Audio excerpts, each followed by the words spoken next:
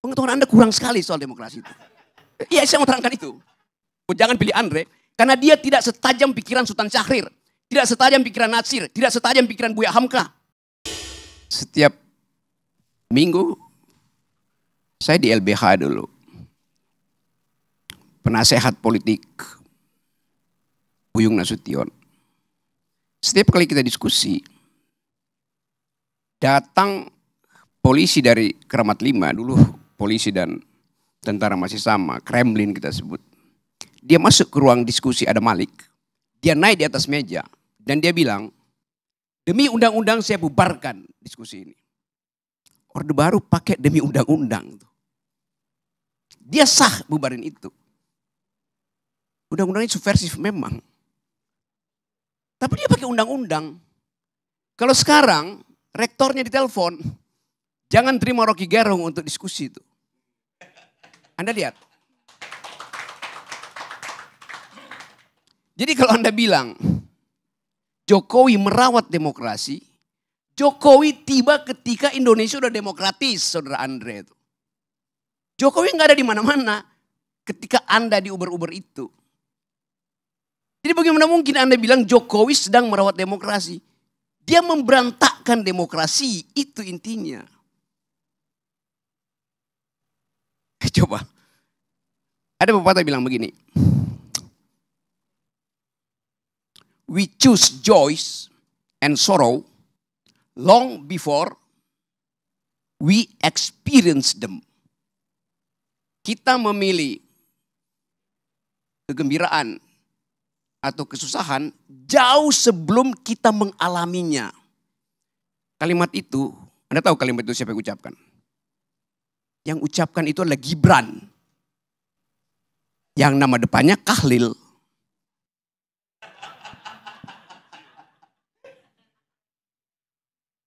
Jadi bagi Kahlil Gibran, pikiran itu udah memilih lebih dahulu sebelum dia mengalaminya. Jokowi di pikirannya sudah memilih jadi otoriter sebelum dia mengalaminya.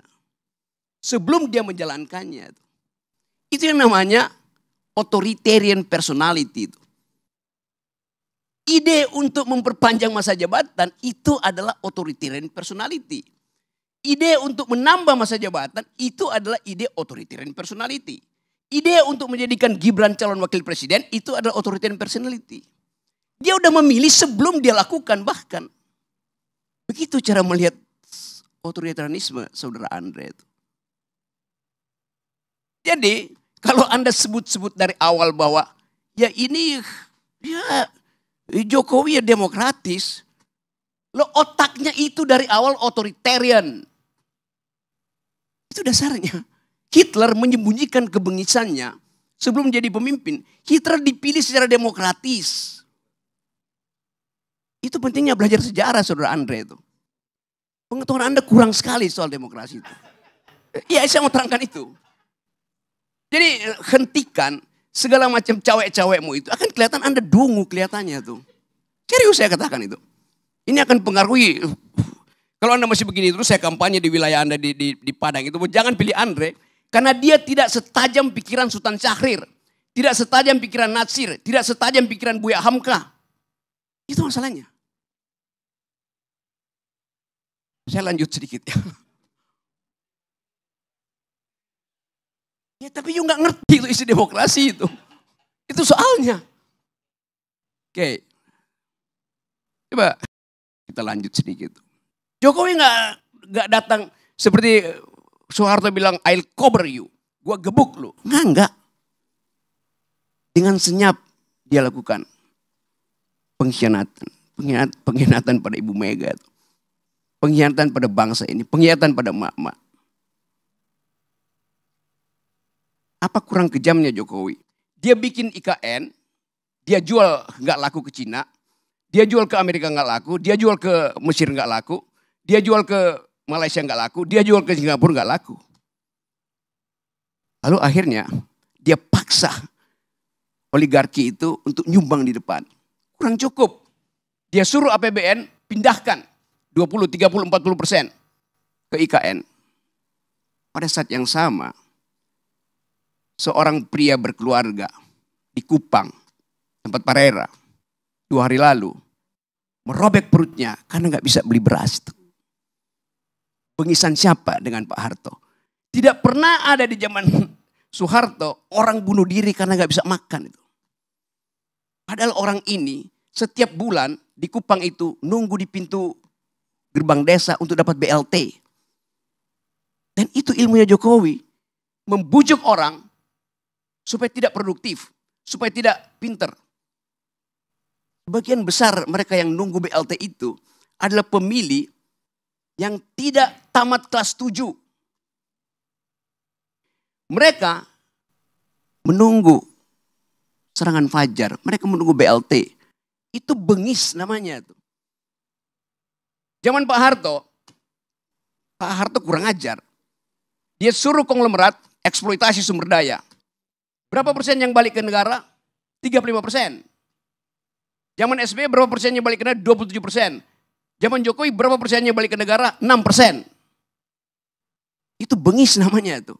Hak saya untuk dapat keadilan. Hak mak-mak untuk dapat nutrisi. Supaya anak-anaknya punya masa depan. Tidak mengalami stunting. Dibatalkan oleh Jokowi. Melalui proyek-proyek infrastruktur yang gak ada gunanya tuh. Tadi saya baca di koran. Gubernur DKI bilang begini. ASN kalau Anda malas. Saya kirim ke IKN. Jadi IKN itu tempat pembuangan. Tempat penghukuman. Jadi Anda bayangkan seluruh literasi, narasi dari rejim Jokowi itu buruk. Minus bahkan. Tidak mengajarkan impian, kenyataan yang dibikin oleh Jokowi. Di mana IKN itu bagus? Ada. Di mana? Di laptopnya Jokowi itu. Itu dasarnya. Jadi saya mau terangkan ini untuk memberitahu bahwa yang disebut otoritarianisme tidak harus melalui keadaan yang Anda lihat. Kenapa Presiden Soeharto otoritarian? Ya karena dia rejim militer. Ini rejim demokratis tapi memakai ide politik untuk mengatasi kemandekan ambisi dia itu. Itu datang dari pikiran yang otoritarian itu, Saudara Andre. Jadi sebelum saya lanjut menerangkan itu, saya ingin beri semacam gambaran bahwa perubahan politik dalam keadaan semacam ini, di dalam keadaan ada pembusukan institusi, political decaying, harus kita bayangkan juga terjadi di luar sistem elektoral. Itu kira-kira yang dimaksudkan oleh Ibu Mega. Kalau saya mau teruskan logika Ibu Mega. Ibu Mega tidak bicara buat Pak Jokowi, tidak bicara buat Gerindra, tidak bicara buat macam-macam. Dia bicara untuk merekatkan kembali wong cilik. Karena cuma itu ingatan publik terhadap PDIP. Dianiaya oleh rejim otoriter. Sekarang wong cilik nggak bisa bayangkan otoritarisme itu lagi. Karena wong cilik nunggu BLT-nya Jokowi. Itu soalnya. Jadi Ibu Mega recovering our past history. Untuk menerangkan bahwa ada jenis otoritarian mirip Orde Baru yang bahkan lebih berbahaya. Karena dia menyelundup secara hegemoni, secara sublim ke dalam benak rakyat Indonesia, benak wong cilik yang ditipu selama 9 tahun.